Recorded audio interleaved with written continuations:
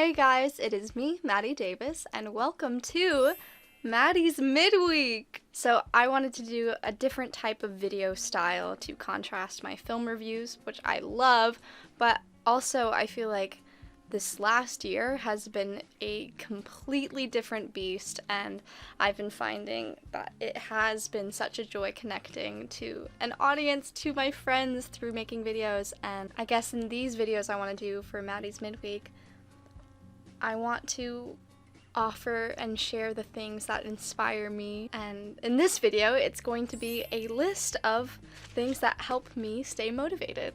So if you're struggling with motivation, as I have been during this quarantine, I think this video is going to be so helpful. We're going to be here for like over a year, I'm seeing. So I say, let's do this. Make sure you like this video, subscribe to my channel, and let's talk about motivation. So before I jump into the 8 things I've boiled it down to for me, I want to say that productivity is not the priority, that motivation and productivity are outcomes of a really healthy, balanced life, and that's the goal. Make sure you're listening to yourself. Don't just be a little machine. You're not that, and you deserve to be feeling great and good, and motivation should be easy because of that.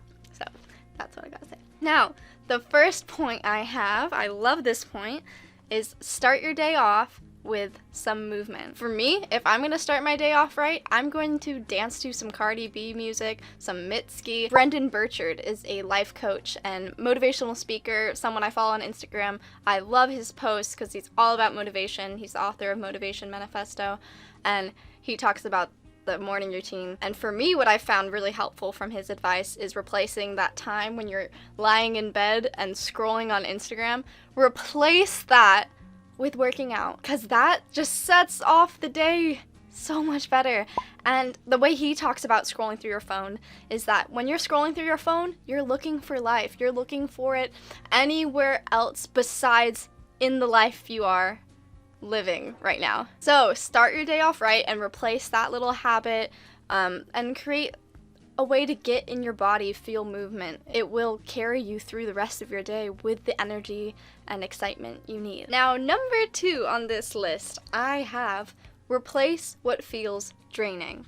Because on the other side of the motivation scale is the draining side of things. You and your energy are so precious, and if you're constantly being drained by something in your life, like, it's got to go. And I know day jobs are draining, like mine. I'm like, oh my god, just get me on set. But there's that kind of draining, and then there's the draining that's just like, why are you doing this to yourself? I've been finding that the things that used to bring me joy, that I didn't phase as being unnecessary in my life, are phasing me. I'm being confronted with it. For example, that's me doing free acting work or really low-paying acting jobs that I find on backstage or whatever. I've been finding like lots of resentment to doing those jobs, whereas before this quarantine, I loved doing any kind of work I could, and getting all my stuff together to submit 5 self-tapes in a day was so much fun. But now I'm like, I don't find joy in getting paid basically nothing, having to wear a mask all day on set, fearing to get sick, infect all of my loved ones, you know? So I've had to learn to adapt, and with that, I had to go back through why I used to love doing low-paying acting jobs, you know, because actors watching, you'll agree, it's any opportunity to act is great. But I had to go back and connect why I loved that and see if I could find another way to fulfill that mission I have. Because these low-paying acting jobs just weren't cutting it anymore. And that's where I found YouTube, and I have so much motivation to get videos out every week because I know I'm connecting to my purpose in the way that these jobs used to. And I'm feeling like I'm growing in this process. So cut out that stuff that's draining, cut out those people that are draining too, because, oh my gosh. And so listen and adapt. Yeah. All right, number 3, I have affirmations. So affirmations for me, I put on my vision board. Should I grab it? I should grab it. I know this stuff isn't for everyone, but I think a lack of motivation comes from a lack of confidence and or clarity. And for the affirmations, I get a lot of confidence reading them. I try to give myself the confidence I want to have in saying these things. And then for the vision board, it kind of gives me clarity of what I'm fighting for. So if you guys want to see a tutorial of how I make my vision boards, I make them like every 6 months. All of these images mean something to me. This vision board is definitely more abstract compared to my other ones. And then the affirmations I have are very specifically chosen. I watched Beyonce's speech, the graduating class of 2020, and I got a lot of powerful statements I wanted to really work on believing in for myself. And so the thing with affirmations is you want to say them at least once a day, 5 minutes of your day dedicated to affirmations, and you want to connect your emotional self to what you're saying. So you're not just like, I remain a work in progress. I remain a work in progress. You want to say, I remain a work in progress. Did you believe it? I don't know if I did. What you're working for is to believe each of these statements so fully, so that you're moving through your day with this running through every inch and pore of you. I use my voice and energy to change the room. I am about the action and I do it. I also tap on my chest. I have a little experience with EFT and tapping, but I feel a lot of heart flow when I get the blood moving through your body. You can look it up, but yeah, that's what I do when I affirmations. So yes, motivation, affirmations, yes. So after step 3, I'm feeling really good. So let's move on to point number 4 for finding motivation is, oh, this one's an easy one. This one is make your passwords motivating. Passwords! I say go through all of your passwords for all of your accounts and subscriptions. Write them down in a little book or something so then you feel a little organized too. And I say find a base word that you can use in all of your passwords that inspires you. So every time you type in your password, you are reminded of that thing. So a word that inspires me is ignited. So I might, with all my passwords in all caps, write ignited, Google 22. And then you can change that for everything. And like if you need an exclamation point, you can put that or any other things. But definitely if you are typing in your passwords every day, you're gonna be reminded of what you're doing it for. Why, like, what is this for? And passwords is an easy way to do that, so I definitely recommend. The next point on our list is point number 5, and I love this one. Tell people your goals and deadlines. This one is so important because it's all about accountability and sharing. I say that you can either tell people about your goals formally, like a parent over the phone telling them, hey, this is my goal, I really want to write this book by the end of the year and get it published, and I'm going to be working on that really hard, so hold me accountable. Or you can do it casually, even just mentioning what you're working on is holding you accountable. Like when I'm at my day job and people ask me, hey, what's up? How have you been? I say, oh, I've been trying to get an agent. My goal is to get an agent by the end of 2020. They'll be like, oh, okay, cool, that's awesome. They don't really care, you know? But next week when I see them at my shift, they'll be like, hey, how's the agent search going? And then I'm once again held accountable because I want to someday be like, I got an agent.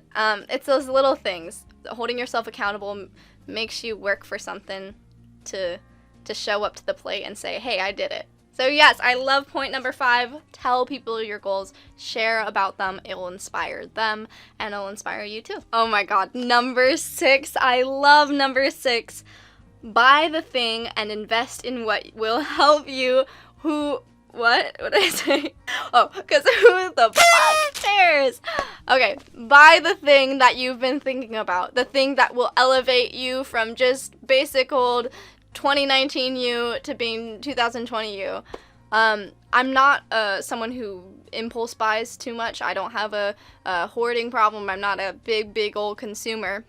But I have to say this is so important because money is a currency and it needs to flow, and to make it you do have to spend it and invest in the things that will help you flow easier. For me, the investment I had to make was in this ring light, this really nice mic setup, and then I kind of finagled some used computer things so that it can help me edit, and those have made all the difference. It has made my routine so much easier. It's made me so excited to rise up to the challenge of, I bought this really expensive thing, now I need to use it. I think some people are too afraid to spend too much money because, I mean, I understand why, but sometimes that little risk is very crucial in getting your ass in gear, and the payoff is really good too. So yeah. So don't just buy everything and anything you want, but if you have that one thing you've been eyeing for a while and thinking about, dreaming about, you gotta buy it. You gotta buy it and know and trust that it's gonna be okay.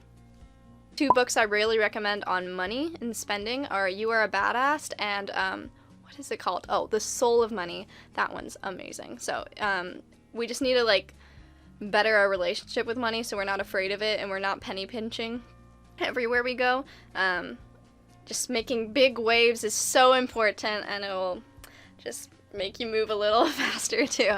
So yeah! Okay, all right, next point. This one's pretty personal, is find that one person you're doing it for and let it be emotional. I think that a natural way we go through life or try to go through life is from a very numb, unemotional viewpoint, so that we don't have to experience pain, or we don't have to experience it as deeply. But I think that also numbs our motivation and zest for the things that we do really love. And yeah, so this ties really nicely into motivation, in that if you really connect to your why and who you're doing this for, it's going to be a quest every day, and your time is going to be more valuable, your energy is going to be more valuable, and you're going to respect yourself and all the things that you do so much more. If you're working hard for your parents so that you can, support them into retirement, let that be so emotional. Let that really drive you. Don't put too much pressure on yourself, but let it be emotional. For me, I'm making this video for all of my friends and family that I know are just feeling it in the trenches during this time, because I've been there. I've been struggling with my mental health and sanity in this time, and so yeah, I feel like my motivation is coming from, I can't just let this happen to all the people I love. Yeah, and so the person I'm doing it for changes and fluctuates, and I really try to connect to that every time I'm doing something, or every time I'm feeling uninspired for myself.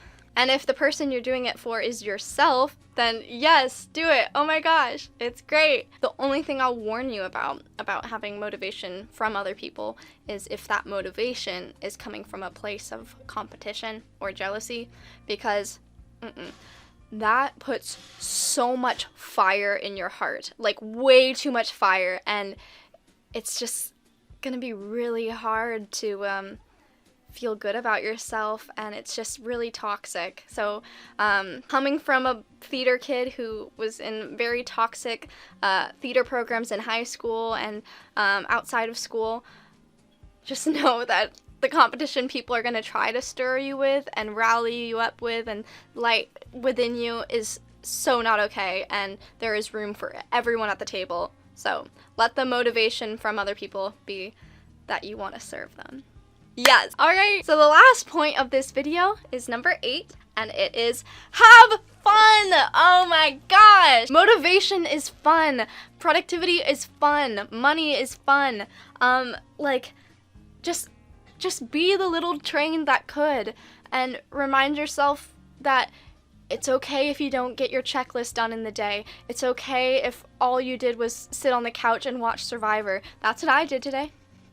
I think that we put way too much pressure on ourselves, and I think that we need to break the idea that we can only be happy and experience an intense amount of joy if we achieve X and Y and Z, because that's so false, and the process is just as fun, if not better. I personally have been in a rut because my vision board was, I want to be on a Netflix show, I want to be signed to a really cool agent who believes in me, and I haven't had those things in the last 6 months happen, you know, and I realized, you know what, this process is so much fun. I'm in it, I'm in the trenches, I am like, and then in that process, in that fluctuation too, I have come out emerging with a really nice, beautiful perspective. And yeah, I wouldn't have had that if I didn't have this process, you know? So I'm working on having fun, and I say it's the most important thing. You're doing your best, have fun with it, and love yourself. I used to hate that phrase too. I used to hate the phrase love yourself, but I get it now. You can't put conditions on yourself for how much love you deserve based on what you did in the day and based on what achievements you've made. Love yourself unconditionally. No ifs, ands, or buts, just like love yourself. So that sums it up for the 8 points I have on motivation, how to find motivation in quarantine. This video is very personal to me, and I hope that it helped you, and if it did, I say share it to a friend or two, to a relative, anyone who's on your mind that you're wishing the best for, because motivation is sexy. Yes, it is, and we all deserve it. Yay! Thank you guys so much, and I'll catch you next week.